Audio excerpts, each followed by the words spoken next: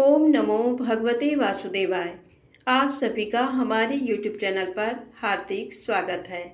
सभी मनोरथों को पूर्ण करने वाली आइए आज सुने श्री सत्यनारायण व्रत कथा। सत्यनारायण कथा में केले के पत्ते व फल के अलावा पंचामृत, पंचगव्य, सुपारी, पान, तिल, मोली, रोली, कुमकुम, दूर्वा की आवश्यकता होती है, जिनसे भगवान की पूजा होती है। सत्यनारायण की पूजा के लिए दूध, मधु, केला, गंगा जल, तुलसी पत्ता, मेवा मिलाकर पंचामृत तैयार किया जाता है। इन्हें प्रसाद के तौर पर फल, मिष्ठान के अलावा आटे को भूनकर उसमें चीनी मिलाकर एक प्रसाद बनता है जिसे पंजीरी कहा जाता है, उसका भी भोग लगता है। सत्यनारायण भगवान की कथा में पंजीरी और पंचामृत का विशेष महत्व है। इन्हें प्रसाद में अवश्य शामिल करना चाहिए। प्रेम से बोले सत्यनारायण भगवान की जय। प्रथम अध्याय।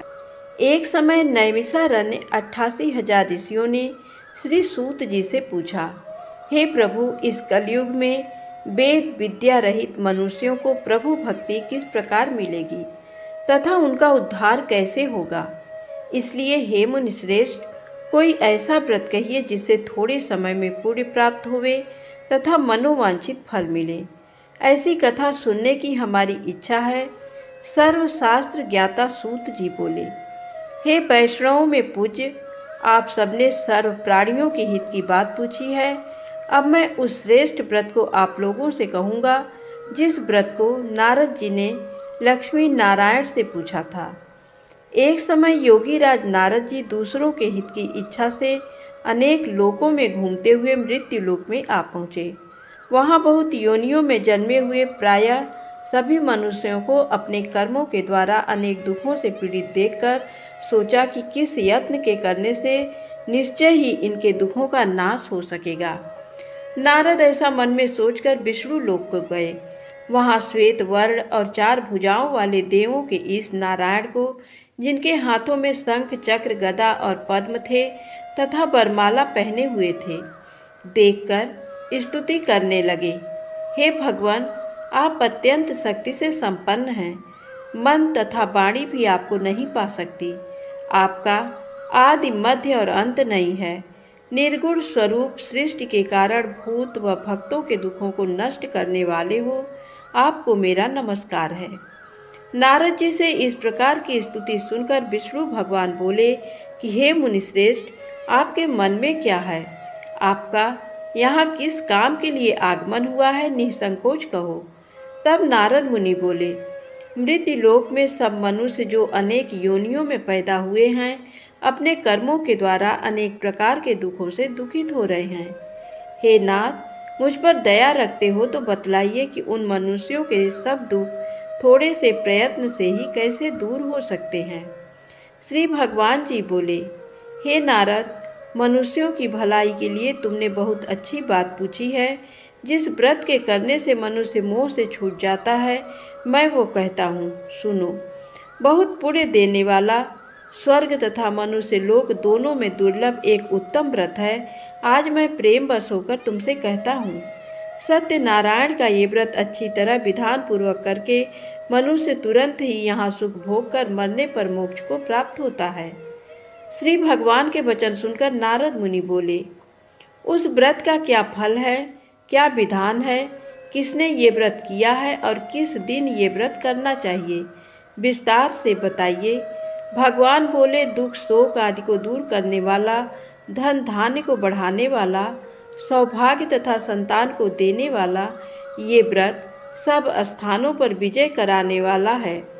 भक्ति और श्रद्धा के साथ किसी भी दिन मनुष्य श्री सत्यनारायण भगवान की शाम के समय ब्राह्मणों और बंधुओं बांधवों के साथ धर्मपरायण होकर पूजा करे।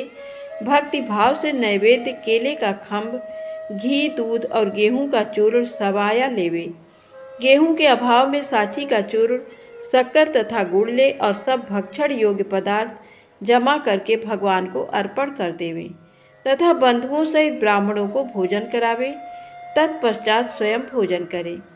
नृत्य गीत आदि का आचरण कर सत्यनारायण भगवान को स्मरण करते हुए समय व्यतीत करें। इस तरह व्रत करने पर मनुष्यों की इच्छा निश्चय ही पूरी होती है। विशेषकर कलिकाल में भूमि पर यही मोक्ष का सरल उपाय है। सूत जी बोले, हे ऋषियों, जिन्होंने पहले समय में इस व्रत को किया है उनका वृत्तांत कहता हूँ, ध्यान से सुनो। सुंदर काशीपुरी नगरी में अति निर्धन ब्राह्मण रहता था। वो भूख और प्यास से बेचैन हुआ नित्य ही पृथ्वी पर घूमता था। ब्राह्मणों से प्रेम करने वाले भगवान ने ब्राह्मण को दुखी देखकर बूढ़े ब्राह्मण का रूप धरकर उसके पास जा आदर के साथ पूछा, हे विप्र, नित्य दुखी हुआ पृथ्वी पर क्यों घूमता है? हे श्रेष्ठ ब्राह्मण, ये सब मुझसे कहो, मैं सुनना चाहता हूँ। ब्राह्मण बोला, मैं बहुत निर्धन ब्राह्मण हूँ, भिक्षा के लिए पृथ्वी पर फिरता हूँ। हे भगवान, यदि आप इसका उपाय जानते हो तो कृपा कर कहें। वृद्ध ब्राह्मण बोला कि सत्यनारायण भगवान मनोवांछित फल को देने वाले हैं, इसलिए हे ब्राह्मण, तू उनका पूजन कर, जिसके करने से मनुष्य सब दुखों से मुक्त होता है। ब्राह्मण को व्रत का सारा विधान बतलाकर बूढ़े ब्राह्मण का रूप धारण करने वाले सत्यनारायण भगवान अंतर्धान हो गए। जिस व्रत को वृद्ध ब्राह्मण ने बतलाया है मैं उसको अवश्य करूँगा, ये निश्चय करने पर उस ब्राह्मण को भी नींद नहीं आई। वह सवेरे ही उठ सत्यनारायण के व्रत का निश्चय कर भिक्षा के लिए चला। उस दिन उसको भिक्षा में बहुत सा धन मिला, जिससे बंधु बांधवों के साथ उसने सत्यनारायण का व्रत किया। उसके करने से वो ब्राह्मण सब दुखों से छूटकर अनेक प्रकार की संपत्तियों से युक्त हुआ। उस समय से वो ब्राह्मण हर मास व्रत करने लगा। इस तरह सत्यनारायण भगवान के व्रत को जो करेगा सब पापों से छूटकर मोक्ष को प्राप्त होगा। आगे जो पृथ्वी पर सत्यनारायण का व्रत करेगा वो मनुष्य सब दुखों से छूट जाएगा। इस तरह नारद जी ने सत्यनारायण का कहा हुआ ये व्रत तुमसे कहा। हे विप्र, अब मैं और क्या कहूँ? ऋषि बोले, हे मुनीश्वर, संसार में इस ब्राह्मण से सुनकर किस किसने इस व्रत को किया, हम सब वो सुनना चाहते हैं। इसके लिए हमारे मन में श्रद्धा है। सूत जी बोले, हे मुनियों, जिसने इस व्रत को किया है वो सब सुनो। एक समय वो ब्राह्मण धन और ऐश्वर्य के अनुसार बंधु बांधवों के साथ व्रत करने को तैयार हुआ। उसी समय एक लकड़ी बेचने वाला बूढ़ा आदमी आया और बाहर लकड़ियों को रखकर ब्राह्मण के मकान में गया। प्यास से दुखी लकड़हारा उनको व्रत करते देखकर ब्राह्मण को नमस्कार करके पूछने लगा कि आप ये क्या कर रहे हैं और इसके करने से क्या फल मिलता है, कृपा करके मुझसे कहें। ब्राह्मण ने कहा, सब मनोकामनाओं को पूरा करने वाला ये सत्यनारायण भगवान का व्रत है। इसकी ही कृपा से मेरे यहाँ धन धान्य आदि की वृद्धि हुई है। ब्राह्मण से व्रत के बारे में जानकर लकड़हारा बहुत प्रसन्न हुआ। चरणामृत ले और प्रसाद खाने के बाद अपने घर को आया। लकड़हारे ने मन में इस प्रकार का संकल्प किया कि आज ग्राम में लकड़ी बेचने से जो धन मिलेगा उसी से सत्यनारायण देव का उत्तम व्रत करूँगा। ये मन में विचार कर वो बूढ़ा लकड़हारा लकड़ियाँ अपने सिर पर रखकर जिस नगर में धनवान लोग रहते थे वो ऐसे सुंदर नगर में गया। उस दिन वहाँ पर बूढ़े को उन लकड़ियों का दाम पहले दिनों से चौगुना मिला। तब वो बूढ़ा लकड़हारा दाम ले और अति प्रसन्न होकर पक्के केले की फली, शक्कर, घी, दूध, दही और गेहूं का चूर्ण इत्यादि सत्यनारायण भगवान के व्रत की कुल सामग्रियों को लेकर अपने घर गया। फिर उसने अपने भाइयों को बुलाकर विधि के साथ भगवान का पूजन और व्रत किया। उस व्रत के प्रभाव से बूढ़ा लकड़हारा धन धान्य आदि से युक्त हुआ और संसार के समस्त सुख भोग कर बैकुंठ को चला गया। श्री सूत जी बोले, हे श्रेष्ठ मुनियों, अब मैं आगे की एक कथा कहता हूँ। प्राचीन काल में उल्कामुख नाम का एक महान ज्ञानी राजा था। वह जितेंद्रीय और सत्यवक्ता था। प्रतिदिन मंदिरों में जाता तथा गरीबों को धन देकर उनके दुख दूर करता था। उसकी पत्नी कमल के समान सुंदर मुखवाली और सती साध्वी थी। एक दिन भद्रशिला नदी के तट पर वे दोनों विधि विधान सहित श्री सत्यनारायण भगवान का व्रत कर रहे थे। उस समय वहाँ साधु नामक एक वैश्य आया। उसके पास व्यापार के लिए बहुत सा धन था। वो वैश्य नाव को नदी किनारे पर ठहराकर राजा के पास आया। राजा को व्रत करते हुए देखकर उसने विनम्रता पूर्वक पूछा, हे राजन, ये आप क्या कर रहे हैं? मेरी सुनने की इच्छा है, कृपया आप ये मुझे भी समझाइए। महाराज उल्का मुख ने कहा, हे साधु वैश्य, मैं अपने बंधु बांधवों के साथ पुत्र की प्राप्ति के लिए श्री सत्यनारायण भगवान का व्रत व पूजन कर रहा हूँ। राजा की वचन सुनकर साधु नामक वैश्य ने आदर से कहा, हे राजन, मुझे भी इसका संपूर्ण विधि विधान बताएं। मैं भी आपके कहे अनुसार इस व्रत को करूँगा। मेरी भी कोई संतान नहीं है। मुझे विश्वास है इस उत्तम व्रत को करने से अवश्य ही मुझे भी संतान होगी। राजा से व्रत के सब विधान सुन व्यापार से निवृत्त हो वो वैश्य सुखपूर्वक अपने घर आया। उसने अपनी पत्नी को संतान देने वाले उस व्रत के विषय में सुनाया और प्रण किया कि जब मेरे संतान होगी तब मैं इस व्रत को करूँगा। वैश्य ने ये वचन अपनी पत्नी लीलावती से भी कहे। एक दिन उसकी पत्नी लीलावती श्री सत्यनारायण भगवान की कृपा से गर्भवती हो गई। 10वें महीने में उसने एक अति सुंदर कन्या को जन्म दिया। दिनों दिन वो कन्या इस तरह बढ़ने लगी जैसे शुक्ल पक्ष का चंद्रमा बढ़ता है। कन्या का नाम उन्होंने कलावती रखा। तब लीलावती ने मीठे शब्दों में अपने पति को याद दिलाया कि आपने जो भगवान का व्रत करने का संकल्प किया था, अब आप उसे पूरा कीजिए। साधु वैश्य ने कहा, हे प्रिय, मैं कलावती के विवाह पर इस व्रत को करूँगा। इस प्रकार अपनी पत्नी को आश्वासन दे वो व्यापार करने विदेश चला गया। कलावती पितृगृह में वृद्धि को प्राप्त हो गई। लौटने पर साधु ने जब नगर में सखियों के साथ अपनी वयस्क होती पुत्र को खेलते देखा तो उसे उसके विवाह की चिंता हुई। तब उसने एक दूत को बुलाकर कहा कि उसकी पुत्री के लिए कोई सुयोग्य वर देखकर लाए। दूत साधु नामक वैश्य की आज्ञा पाकर कंचन नगर पहुंचा और देखभाल कर वैश्य की कन्या के लिए एक सुयोग्य बड़िक पुत्र ले आया। उस सुयोग्य लड़के के साथ साधु नामक वैश्य ने अपने बंधु बांधवों सहित प्रसन्न चित्त होकर अपनी पुत्री का विवाह कर दिया। दुर्भाग्य से वह विवाह के समय भी सत्यनारायण भगवान का व्रत करना भूल गया। इस पर श्री सत्यनारायण भगवान अत्यंत क्रोधित हो गए। उन्होंने वैश्य को श्राप दिया कि तुम्हें दारुण दुख प्राप्त होगा। और फिर अपने कार्य में कुशल वो वैश्य अपने दामाद सहित नाव का बेड़ा लेकर व्यापार करने के लिए सागर के समीप रत्नसारपुर नगर में गया। रत्नसारपुर पर चंद्रकेतु नामक राजा राज्य करता था। दोनों ससुर जमाई चंद्रकेतु राजा के उस नगर में व्यापार करने लगे। एक दिन भगवान सत्यनारायण की माया से प्रेरित एक चोर राजा चंद्रकेतु का धन चुराकर भाग रहा था।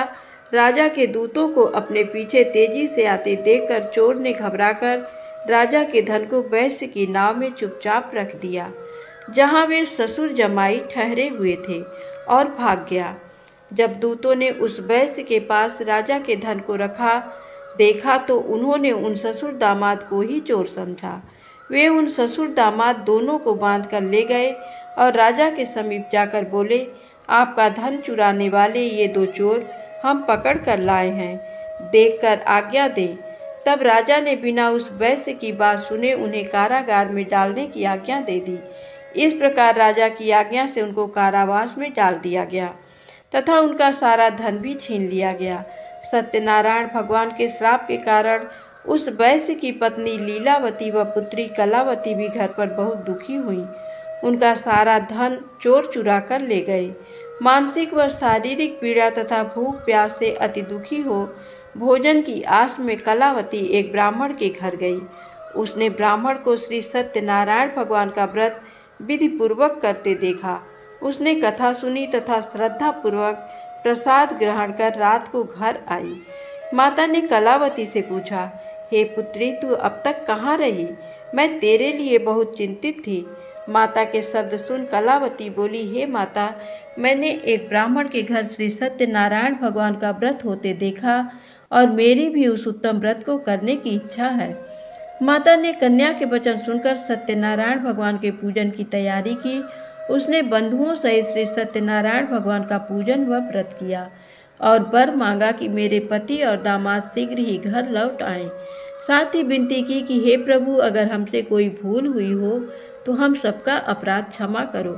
श्री सत्यनारायण भगवान इस व्रत से प्रसन्न हो गए। उन्होंने राजा चंद्रकेतु को स्वप्न में दर्शन देकर कहा, हे राजन, जिन दोनों वैश्यों को तुमने बंदी बना रखा है वे निर्दोष हैं, उन्हें प्रातः ही छोड़ दो। उनका सब धन जो तुमने अधिग्रहित किया है लौटा दो, अन्यथा मैं तुम्हारा राज्य, धन, पुत्र आदि सब नष्ट कर दूंगा। राजा से ऐसे वचन कहकर भगवान अंतर ध्यान हो गए और फिर प्रातःकाल राजा चंद्रकेतु ने दरबार में सबको अपना स्वप्न सुनाया और सैनिकों को आज्ञा दी कि दोनों वैश्यों को कैद से मुक्त कर दरबार में ले आए। दोनों ने आते ही राजा को प्रणाम किया।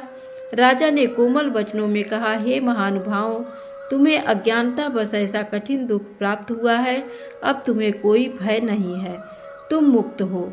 इसके बाद राजा ने उनको नए नए वस्त्राभूषण पहनवाए तथा उनका जितना धन लिया था उससे दुगना लौटाकर आदर से विदा किया। दोनों वैश्य अपने घर को चल दिए। सूत जी ने आगे कहा, वैश्य ने यात्रा आरंभ की और अपने नगर को चला। उनके थोड़ी दूर आगे बढ़ने पर दंडी वेशधारी श्री सत्यनारायण भगवान ने उसकी परीक्षा लेने हेतु उससे पूछा, हे वैश्य, तेरी नाव में क्या है? अभिमानी वणिक हंसता हुआ बोला, हे दंडी, आप क्यों पूछते हैं? क्या धन लेने की कामना है? मेरी नाव में तो बेल के पत्ते भरे हैं। वैश्य के ऐसे वचन सुनकर दंडी वेशधारी श्री सत्यनारायण भगवान बोले, तुम्हारा वचन सत्य हो। ऐसा कहकर वे वहां से चले गए और कुछ दूर जाकर समुद्र के तट पर बैठ गए। दंडी महाराज के जाने के पश्चात वैश्य ने नित्य क्रिया से निवृत्त होने के बाद नाव को ऊंची उठी देखकर अचंभा किया तथा नाव में बेल पत्ते आदि देखकर मूर्छित हो जमीन पर गिर पड़ा। मूर्छा खुलने पर अतिशोक करने लगा। तब उसके दामाद ने कहा, आप शोक न करें, ये दंडी महाराज का श्राप है, अतः हमें उनकी शरण में ही चलना चाहिए, वही हमारे दुखों का अंत करेंगे। दामाद के वचन सुनकर वो वैश्य दंडी भगवान के पास पहुंचा और अत्यंत भक्तिभाव से पश्चाताप करते हुए बोला, मैंने जो आपसे असत्य वचन कहे थे उनके लिए मुझे क्षमा करें। ऐसा कहकर वह शोकातुर हो रोने लगा।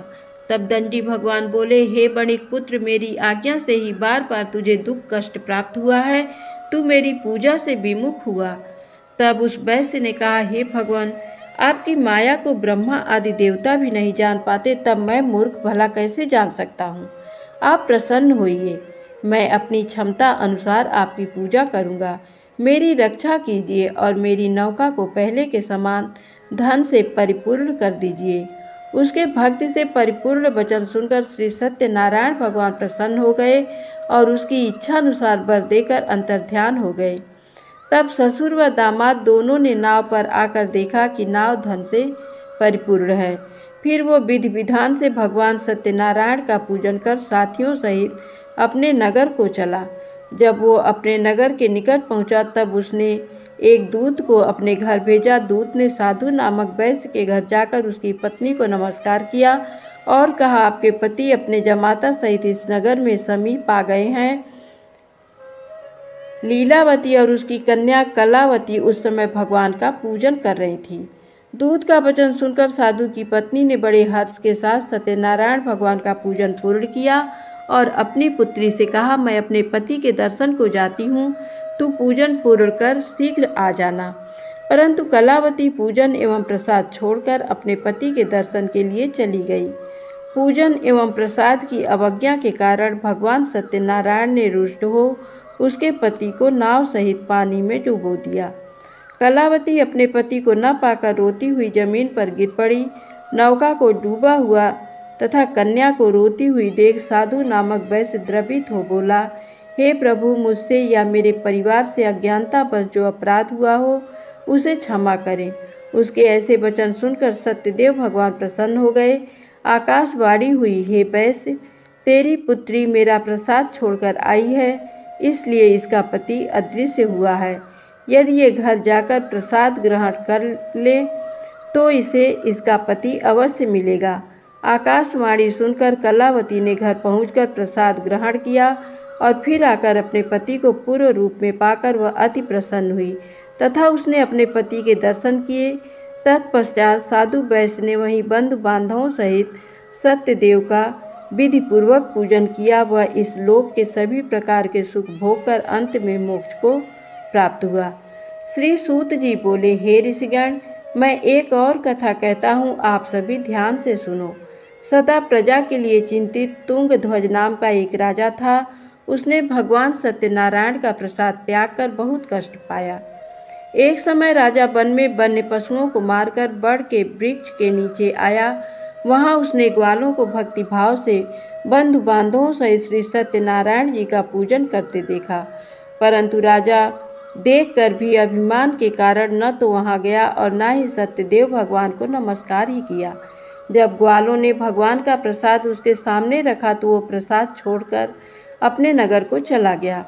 नगर में पहुंचकर उसने देखा कि उसका सारा राज्य नष्ट हो गया है। वो समझ गया कि ये सब भगवान सत्यदेव ने रुष्ट होकर किया है। तब वो वन में वापस आया और ग्वालों के समीप जाकर विधिपूर्वक पूजन कर प्रसाद ग्रहण किया तो सत्यनारायण की कृपा से सब कुछ पहले जैसा ही हो गया और लंबे समय तक सुख भोग कर मरणोपरांत वह मोक्ष को प्राप्त हुआ। जो मनुष्य इस श्रेष्ठ दुर्लभ व्रत को करेगा, श्री सत्यनारायण भगवान की कृपा से उसे धन धान्य की कोई कमी नहीं होगी। निर्धन धनी और बंदी बंधनों से मुक्त होकर निर्भय हो जाता है। संतानहीन को संतान प्राप्त होती है तथा सब इच्छाएं पूर्ण कर अंत में वैकुंठ धाम को जाता है। अब उनके बारे में भी जानिए जिन्होंने पहले इस व्रत को किया। अब उनके दूसरे जन्म की कथा भी सुनिए। सतानंद नामक वृद्ध ब्राह्मण ने सुदामा के रूप में जन्म लेकर श्री कृष्ण की भक्ति एवं सेवा कर वैकुंठ प्राप्त किया। उल्कामुख नामक महाराज राजा दशरथ बने और श्री रंगनाथ का पूजन कर मोक्ष को प्राप्त हुए। साधु नाम के वैश्य ने धर्मात्मा व सत्य प्रतिज्ञ राजा मोरध्वज बनकर अपने पुत्र को आरे से चीरकर वैकुंठ धाम प्राप्त किया। महाराज तुंगध्वज स्वयंभू मनु बने। उन्होंने बहुत से लोगों को भगवान की भक्ति में लीन कराकर वैकुंठ धाम प्राप्त किया। लकड़हारा अगले जन्म में गुह नामक निषाद राजा बना, जिसने राम के चरणों की सेवा कर अपने सभी जन्मों को संवार लिया। प्रेम से बोले श्री सत्यनारायण भगवान की जय।